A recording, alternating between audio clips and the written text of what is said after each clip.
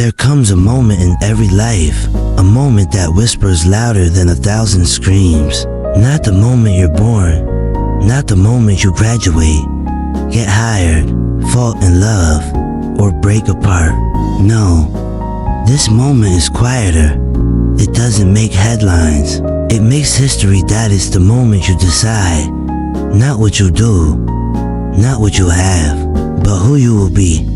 Because everything else, your wealth, your health, your relationships, your legacy is just an echo of that single decision.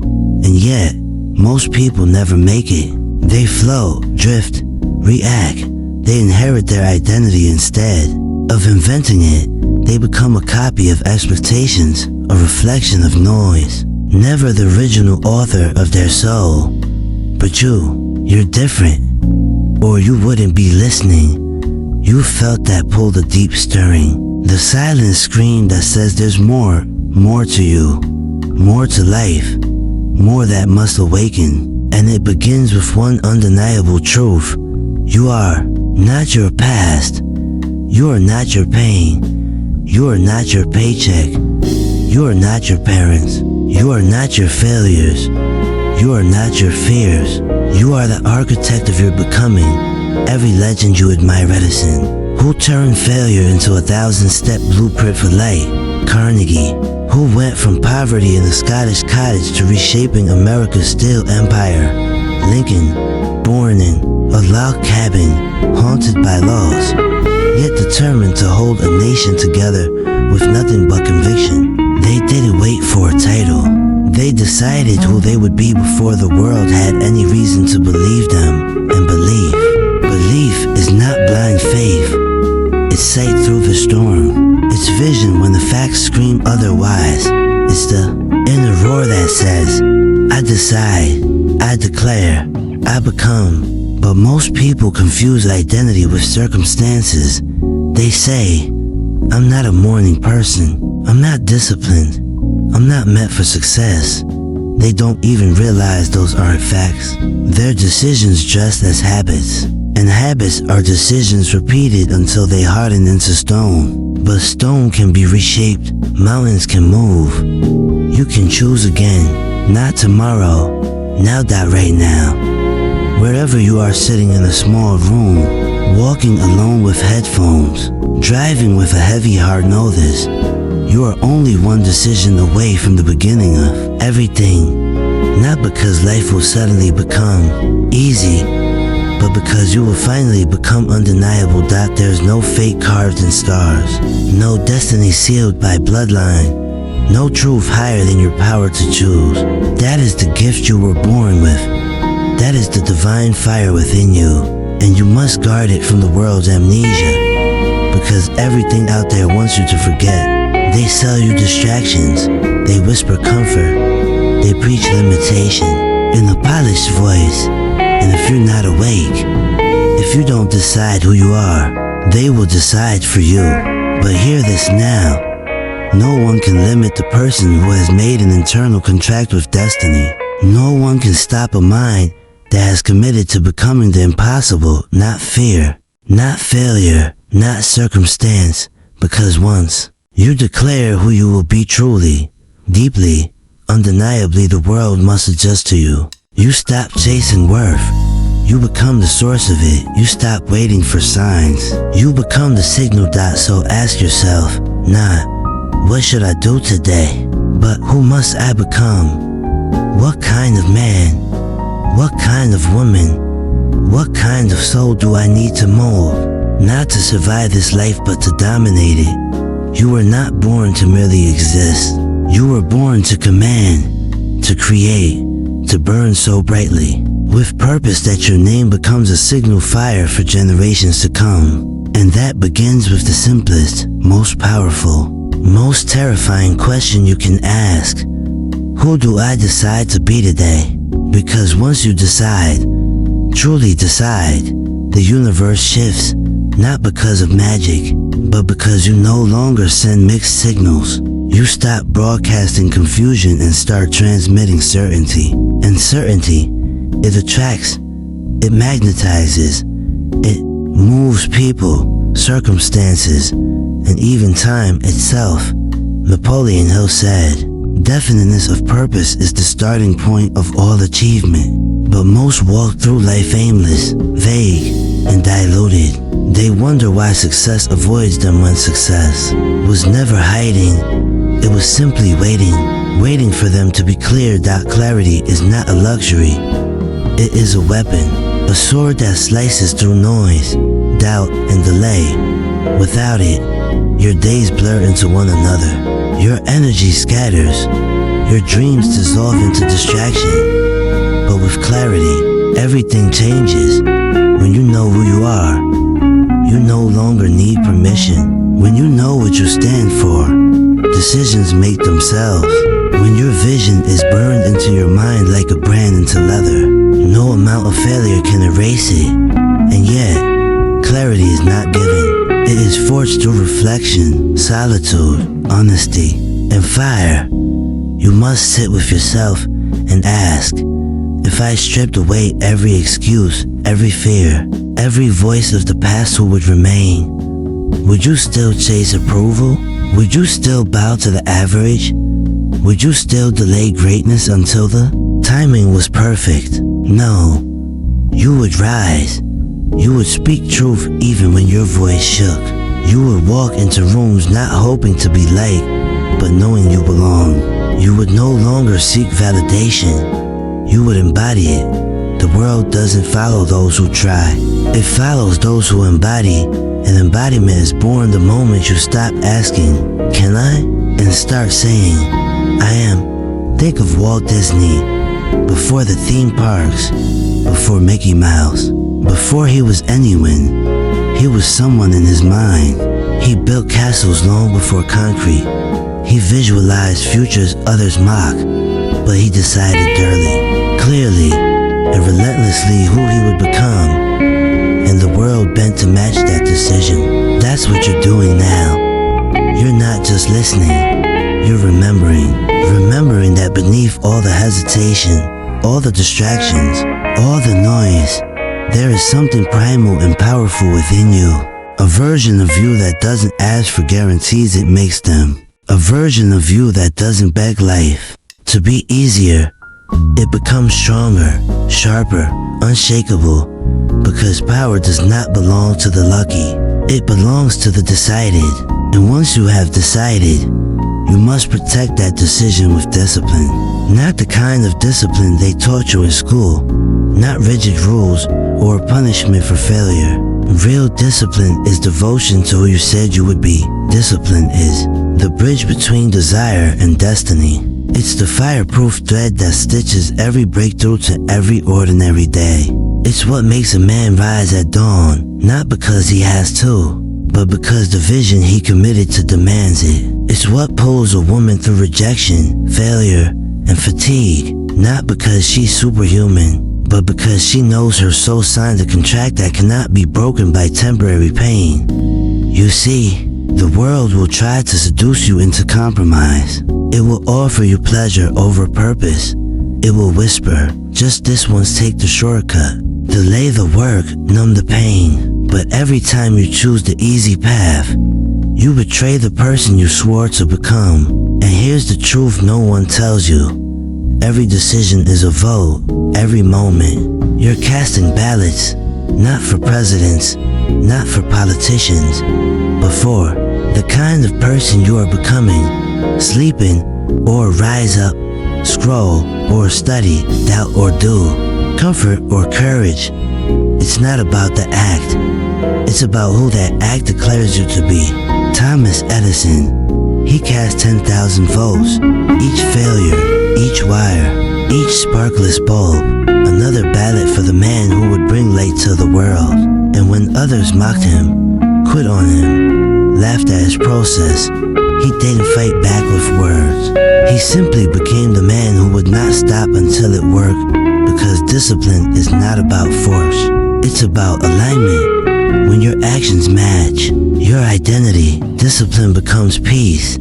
It becomes freedom. The athlete doesn't resent training when they've already decided to be a champion. The artist doesn't resent the blank canvas when they've already seen the masterpiece in their mind. And you don't resent the grind when you've already become the future. But let me be clear, this is not about pretending to be someone you're not. This is about awakening who you truly are, beneath the layers of doubt, fear, and conditioning, the identity that's been waiting in silence, watching your life like a movie, screaming from the shadows. That's not me. That's not how my story ends. And when you finally move from that place, not fear, not approval, but inner truth, you become unstoppable. Not perfect, but unshakable, because you've decided who you will be. And you back that decision with discipline so deep, so rooted, that storms come and go, but your roots only grow deeper. This is not motivation. This is a new identity coded into your blood. This is the warrior who smiles when others panic. This is the builder who keeps laying bricks while others doubt the blueprints. This is the version of you that looks in the mirror and says, I know who I am. I know what I'm here to build, and I will not stop until the world sees it too. But even the most disciplined warrior is nothing without vision, not goals, not checklists, vision. Because a man without vision is like a ship without a compass. He may move fast, he may work hard, but he's just drifting, busy, but lost, active, but blind. Vision is the picture you hold so clearly in your mind that the world begins to rearrange itself around it. It's not just what you want, it's what you're here to create. It's what burns behind your eyes when the world says impossible. Think of Henry Ford. He didn't just want to build a car. He saw a world where the common man could own one. While others saw limits, he saw roads stretching across country, families moving, cities connecting, commerce expanding. Think of Martin Luther King Jr. He didn't ask, what's realistic? He spoke from a vision so clear, it moved millions without ever lifting a fist. His dream wasn't a slogan, it was a map of the future carved into his heart. That's the kind of vision you must carry, not vague hopes, not borrowed dreams, but a vision so personal, so vivid that it haunts you when you try to ignore it. What does it look like? Where are you standing? What do you hear when you get there? What does the air smell like? What are you wearing, saying, feeling? Because here's the secret. You can't hit a target you cannot see. You can't build a future you haven't fully imagined. Your subconscious does not respond to wishful thinking. It responds to clarity. The sharper the vision, the stronger the pull. You no longer have to push yourself with willpower. You get pulled forward by destiny. Your mornings aren't fueled by caffeine, they're ignited by meaning. You don't dread the work, you crave it, because every task becomes a brick in the cathedral you've already seen in your mind. And when obstacles come in, they will, you don't fold, because you've already seen the ending. You've already shaken the hand, signed the check, felt the warmth of the life you built. That's why vision matters. It's not optional, it's oxygen for the soul. Without it, you survive. With it, you soar. But vision alone is not enough.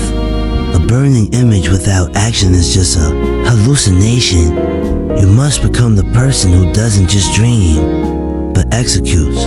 Because the truth is this, you do not get what you want. You get what you're willing to act for over and over again. No matter how uncomfortable, no matter how long it takes.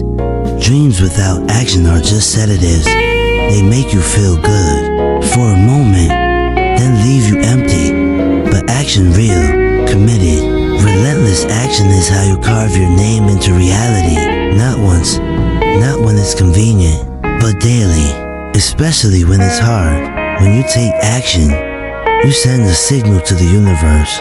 I am serious. I am committed. I will not retreat. And that signal, it attracts opportunity. It creates momentum. It silences doubt, not because doubt disappears, but because it gets drowned out by motion. Look at Andrew Carnegie. He didn't inherit success. He started in the cotton factory at 13. And while others waited for the right conditions, he moved, he read, he listened, he acted ruthlessly, intelligently, endlessly until still bent to his vision. Or consider Oprah Winfrey. She wasn't handed influence. She earned it by showing up day after day, on stages that weren't built for her. Through rejection, criticism, setbacks, she kept showing up, and in doing so, she rewrote what power looked like for generations to come. That's the level of action required. Not just physical movement, but intentional movement born from purpose, because there will always be reasons to pause. The money's not there. The timing isn't perfect. You're tired. You're not ready. And yet, if you only act when it's easy, you'll only live in the realm of mediocrity. Every great achiever acted long before it made sense. They walked forward when they were still afraid. They invested before they had it all figured out. They began when it was messy, because they knew action breeds clarity, not the other way around. So stop waiting to feel ready. Stop praying for permission. Move. Take the first step, then the next, and the next dot, and yes, you stumble. You fall. You question everything. But every time you get back up, you plant another flag in the soil of your future. Let others wait. Let others talk. Let others think about it. You act. You move. You build. Because you've decided who you will be. And now, you are proving it with every single step. Because action without purpose is motion without meaning. It's running in circles. It's chasing applause, success, or escape without ever touching your soul. But when your action is born from purpose, you don't just move the world, you elevate it. Purpose is not a goal. It's not a business. It's not a number in your bank account. Purpose is the why behind the what. It's the flame that burns long after the crowd has gone home. Without it, you'll build things that look good but feel empty. You'll achieve but not feel achieved. You'll succeed and still feel lost. But with purpose, every hardship becomes sacred. Every failure becomes full. Every win feels earned and aligned. You stop living from pressure. You start living from calling. Look at Nelson Mandela. He didn't endure 27 years in the prison cell for a paycheck. He endured it because his purpose burned hotter than his pain. He walked out of that cell not broken but ready to lead a nation, because he never forgot why he was there. Or look at Mother Teresa. She wasn't chasing fame. She walked the poorest streets on earth, cradling the dying, feeding the forgotten. And when asked why, she said, "Not all of us can do great things, but we can do small things with great love." That's purpose, quiet, relentless, unshakable. And it's in you right now waiting. But you must listen, because purpose doesn't shout, it whispers. And if your life is too loud with distractions, comparison, fear, you miss it. You must go into the silence. Ask yourself, what pain did I survive that I now understand? What problem breaks my heart so deeply that I can't ignore it? What would I do for free because I love it that much? The answers to those questions aren't just ideas. They are compasses, pointing toward the path only you can walk. When you live with purpose, you don't need to be pushed. You are pulled by something ancient, something sacred. You are no longer working to escape something. You're moving to express something. You stop chasing happiness. You become meaning itself. And the world takes notice, not because you try to impress it, but because you are aligned. Aligned people have presence. They don't have to say much. Their life speaks louder than words. You were not put here to copy. You were not built to settle. You were designed for something that only your soul knows. And when you choose to follow that truly, unapologetically life stops feeling like a grind. It becomes an offering, a message, a mission. So stop chasing outcomes. Start chasing alignment. Ask yourself not what do I want today, But what was I created to give? Because when your work becomes worship, when your action becomes service, when your vision becomes contribution, you won't just change your life, you'll change lives. That is the mark of the decided.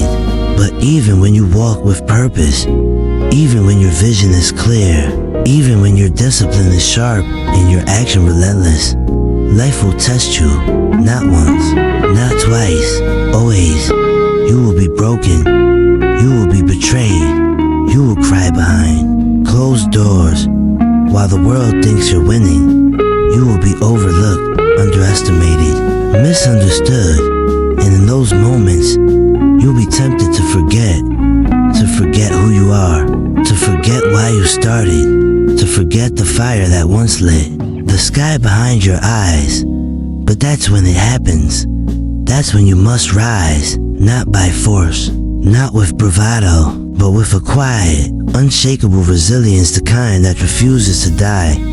Resilience is not loud, it's not flashy, it's not a post on the screen. It's the grit to get up bloody, bruised, exhausted, then whisper through clenched teeth, I am not finished, because you were never built to break. You were built to bend and return stronger. Like steel in fire, like roots in drought, like stars in the collapsing sky. Resilience is what turns a defeat into a declaration. It's what transforms loss into legacy. It's what separates those who only started from those who finished the race, even if they had to crawl. Abraham Lincoln failed in business, lost elections, buried children, lived in depression. But he stood tall when it mattered most because his soul was rooted in something deeper than pain. Every hero you've ever admired, they were once broken, not despite it, but because of it. Because pressure reveals what comfort hides. Because struggle strips away the lies and leaves only truth. And when everything is taken from you, your image, your safety, your applause, only one thing remains, your decision. Who you've decided to be, who you swore you'd become. And when the world forgets your name, when the lights dim, when no one claps, that decision still burns. So let it burn. Let it guide you through the darkest valleys. Let it scream when you've lost your voice. Let it carry you when your legs give out. You are not the storm you're facing. You are not the failure you feared. You are not the pain you survived. You are the one who decided. And that decision made you a force the world cannot define. So rise. Stand tall in your scars. Look back not with regret, but with reverence, because every fall made you more aware, more ready, more you doubt. And now, the world is watching, but more importantly, you are watching. So ask yourself one final time, not what will I do, but who have I decided to become? And when you answer, don't whisper, don't doubt, don't delay. Say it with your chest. Say it with your life. Say it so loud that every past version of you crumbles under the weight of your rise. Because your future doesn't belong to the hesitant. It belongs to the decided. And you have already chosen.